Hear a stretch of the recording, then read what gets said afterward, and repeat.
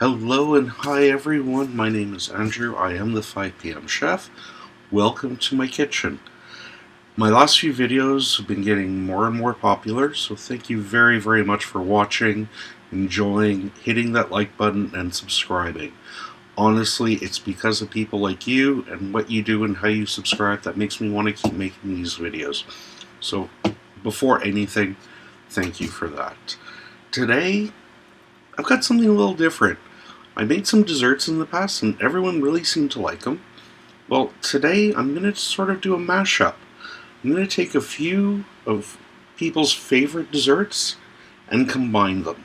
After all, who doesn't like chocolate chip cookies?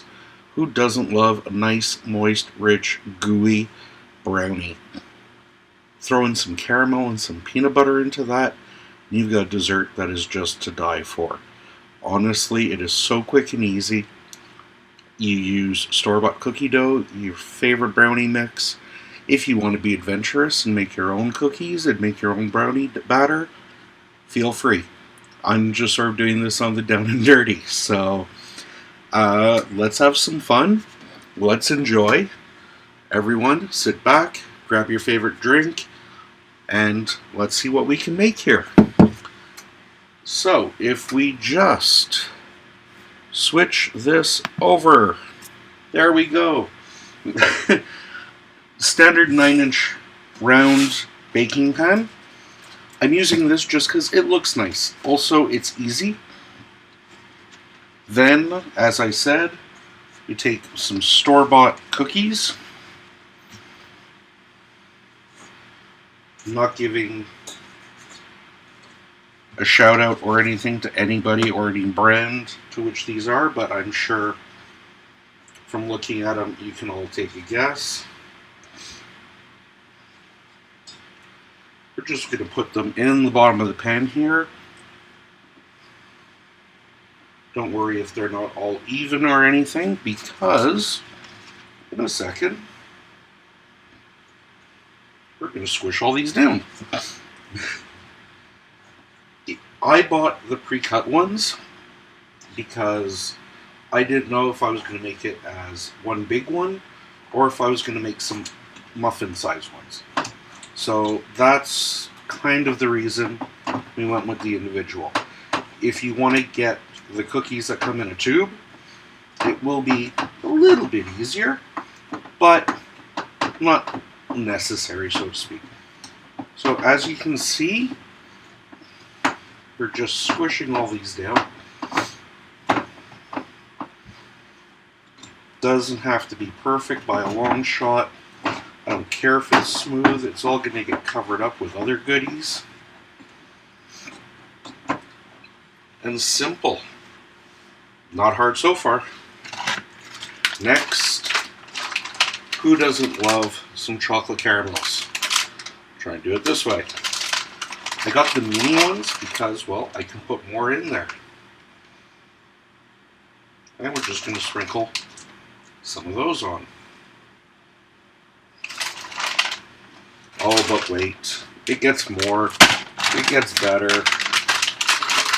Along with caramel, let's go for some peanut. It's the holidays. It's the time when everyone tends to overdo. And diets don't really exist. So, you know what? Why not let our desserts do the same thing? Again, I'm not worried about getting it too perfect. I don't want to really try and get the chocolate dough right to the edge, just because it's going to get to the side of the pan and it's going to burn a little bit. It'll be fine, but who wants burnt chocolate? Next, we have some brownie batter. This is a standard store-bought one. I followed the recipe, and all you can see, I hope, is we're covering all this mixture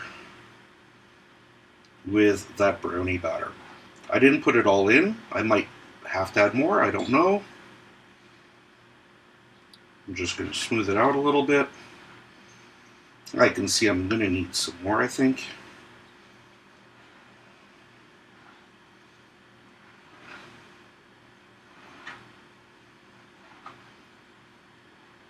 And again, I didn't bother recording me making the brownie mix.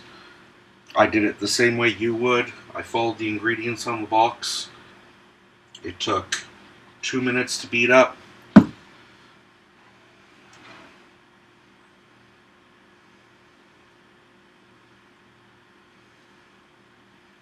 And there we go. Wasn't hard. It was very quick, very easy, very, very simple. Just shake it around a bit. I try and do this. Sorry for the bangs. I do that so I don't get too many air bubbles in the brownie mix, so we don't get holes. And this way, when you cut it, it doesn't all fall apart on you. What I have done is I've preheated my oven already to 325. Most recipes for brownies are going to call for 350. And for a 9-inch round pan, they're going to say to cook it for about 45 minutes. Because I've dropped the temperature, I'm going to cook them at 325, as I said. I'm going to cook them for about an hour. What this is going to do is it's going to give me that nice chewy outside crust that everyone likes. And it's also going to give me a nice, soft, gooey brownie part. So, the best way I can describe it. Because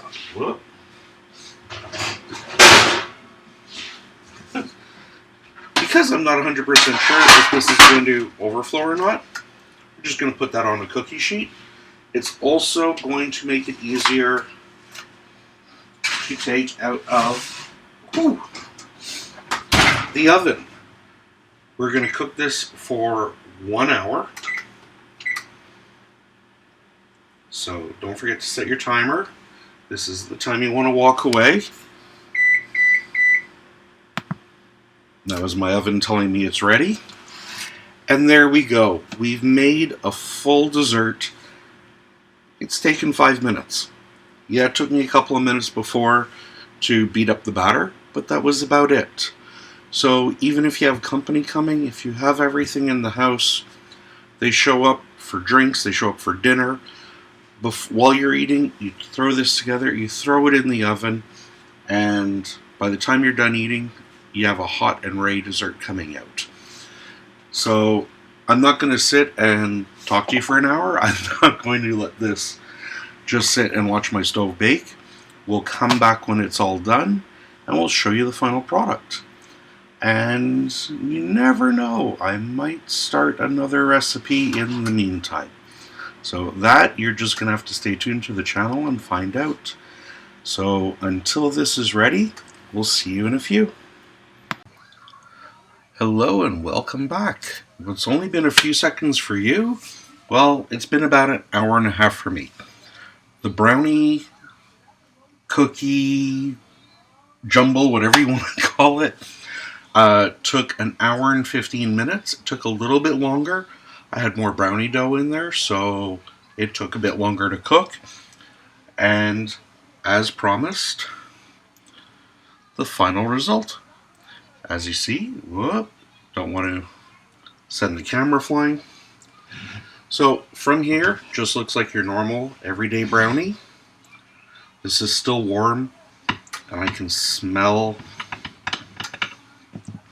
the brownie, and I can actually smell the peanut butter. I can smell everything cooking in here. So we'll work a piece out, and we lost a bit, but you know what? It doesn't matter. So there we go.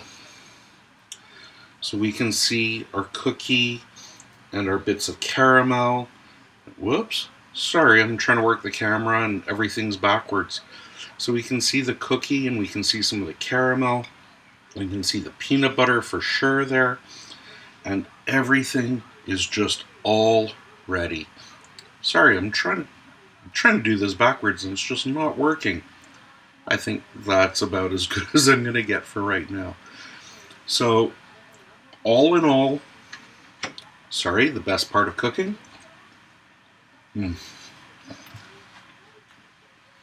you taste it, you get the peanut butter and the caramel right away.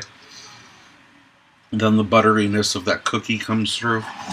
It is just so good. I'm trying to get a better shot of that for you, but so there we go. An hour and 15 minutes in the oven. A little bit of time to cool down before I flipped it out and put it onto a plate. And less than 10 minutes to prep.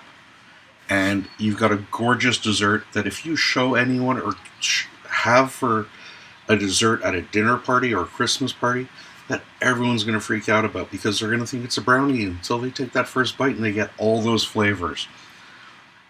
Something you can play around with. If you like walnuts, add walnuts. If you don't like peanut butter, put in more of the caramel. If you have another favorite chocolate or favorite snack, go ahead. I've done this with a layer of caramel over the cookies that I've made, and then I've put crushed pretzels down, and that was heaven. Because caramel, chocolate, pretzels, how can you go wrong? Anyways, everyone, I hope you try it. Let me know in the comments if you do. Let me know if you like it. As always, as I said, enjoy. My name is Andrew. I am the 5 p.m. chef. Thank you again for visiting my home. And until we meet again, have a great day.